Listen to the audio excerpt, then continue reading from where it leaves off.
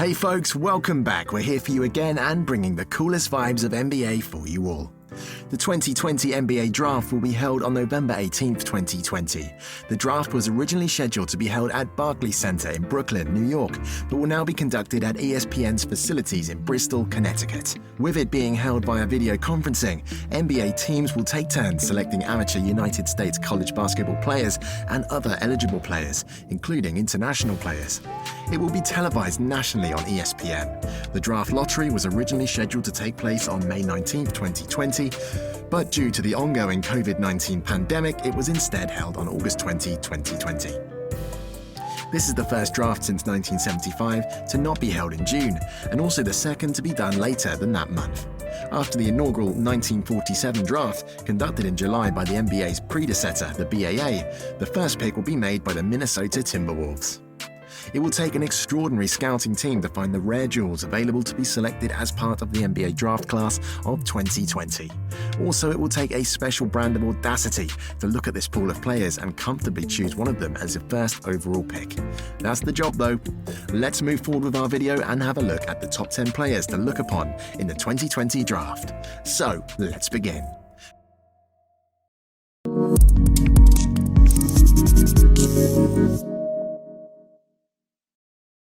But before we proceed further, if you haven't yet subscribed to the channel, do hit that subscribe button so that you won't be missing out on any future NBA content. Number 10. Obi Toppin, 6'9", PF Dayton. Just before the world shut down on college basketball and pretty much everything else, Toppin turned 22. That's why elsewhere you will not see him projected as the number 1 overall pick. But watch his tape, look at his stats. Everything about his game screams he will be a first-rate NBA player, potentially a star. He's got an ideal frame. He's an A- athlete. There is zero question about his competitive drive. He can handle the ball in short bursts, passes effectively, and is a serious three-point threat. Anyone who thinks he's done improving just because he's past 20 should look at the difference between his first and second seasons at UD. Number 9. Tyrese Maxiell, 6'3", PG, Kentucky. Maxey impressed as part of a three-guard shutdown crew that dominated the final 8 minutes of UK's last 20 games.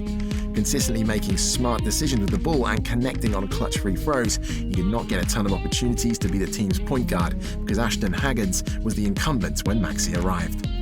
Maxey got the chance when Haggins took the season ender at Florida as a day off, and he looked comfortable reading pick and rolls and attacking substandard defending. He did not shoot well that day, but did produce 7 assists. It may take a bit, but Maxey can be a starting point guard. Number 8. Precious Achiuwa, 6'9", PF, Memphis. When Wiseman was suspended and then chose to pack it in, so much of a burden at both ends was placed at Achiuwa. But he is powerful enough to carry such a load. If big men no longer are quite as coveted as they once were in the league, big guys who can move like this still are viewed as assets. Achiuwa is physically overwhelming, has a keen understanding of how to control the boards, and can reject shots like a 7-footer.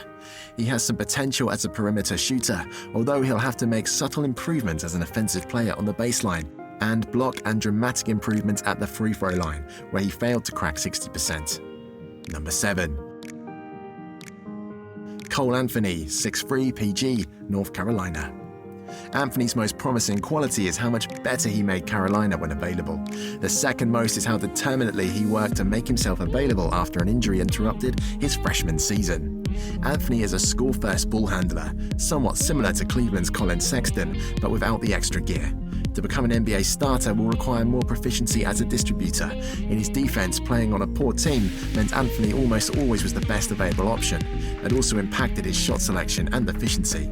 He wants to win, and he has a solid understanding of the game, but he needs the experience of playing with great players against great competition. Number 6.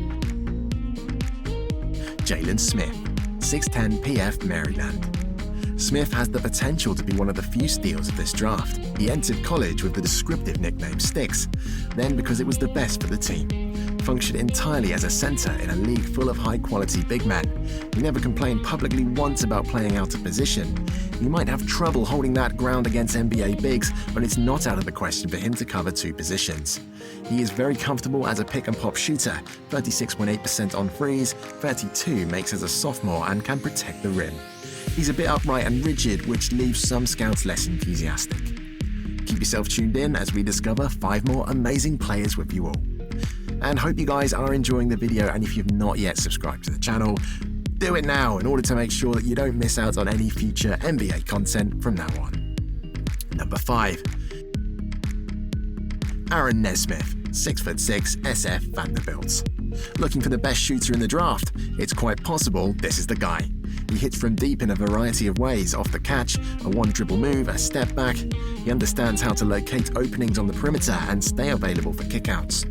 It's possible Nesmith is undervalued a smidge because he didn't finish his sophomore season. He needed surgery to repair a foot injury, and because his freshman year team was undermanned and horrid, Nesmith hit 52.2% of his threes as a sophomore, hitting 7 or more 4 times in 14 games. Number 4. Onyeka Akongwu, 6'9", PF, Southern California. Akongwu is an astonishing athlete for his size, and as a result is being favourably compared to budding Heat star Bama Adebayo. Akongwu is a more imposing defender with better length and ability as a rim protector. It's easy to see him serving as a centre in a small ball lineup. The team that chooses him will be delighted to have him on the roster, even more so if he successfully works to extend the range in his shot. He has a nice release but gets little extension on his shot for such a dynamic player. But that won't be a huge problem for someone who'll generally shoot jumpers when all alone. Number 3. Patrick Williams, 6'8", PF, Florida State. Investing in Williams is going to require a lot of confidence and vision. He only played 23 minutes a game as an FSU freshman, but he showed some rare abilities when you could find him on the court. For a 19-year-old, he's ridiculously strong, and for someone so powerful, he's absurdly dynamic. He only made 16 threes and just 32% of his attempts, but his shot looks like the work of someone who can grow into proficiency. Williams will be one of the players most impacted by the absence of the NCAA tournament and NBA Summer League. Each would have presented the opportunity for him to play a bigger role and to accelerate his development into a top pro. Number 2. Killian Hayes, 6'5", PG, Ulm, Bundesliga. Hayes is a lefty playmaker, and as one expert on international hoops said to me, only a lefty. Hayes prefers not to attack the right side, and when he does, rarely attempts to finish with his offhand. He has an excellent vision, an average 6.2 assists in 10 Euro Cup games this season, and 5.3 in 20 games in Germany's Bundesliga. He is not yet a dangerous or comfortable deep shooter, hitting only 29.4% in all competitions last season. He scored 10 points as France was annihilated by the US in the 2018 FIBA Under-17 World Cup gold medal game, sharing a backcourt with fellow prospect Theo Maledon. Number 1. Denny Adger, 6'9", SF, Maccabi Tel Aviv Euro. In a draft featuring so few elite US-based players, it would be helpful in the international group had a few Doncic or Goberts. Alas, this is probably the best player among them, and he's someone his club barely trusted against elite competition. Adger averaged just 14 minutes in 26 EuroLeague games last season. Adger can function at both forward positions, has solid strength, and finishes with either hand, and is an excellent passer, both in transition and as a pick-and-roll ball handler. He'll need to improve as a shooter to become the starting quality forward his team will expect. At the end of the day, star power in the NBA is rare and a precious commodity. Spend a top pick on anything other but a swing to get one, and you may as well trade down to get better value. Having a star can separate the difference between a title contender and the lottery team. If you have it, you've got a chance to really build something. So which player are you guys looking up to? Let us know your answers in the comment section down below.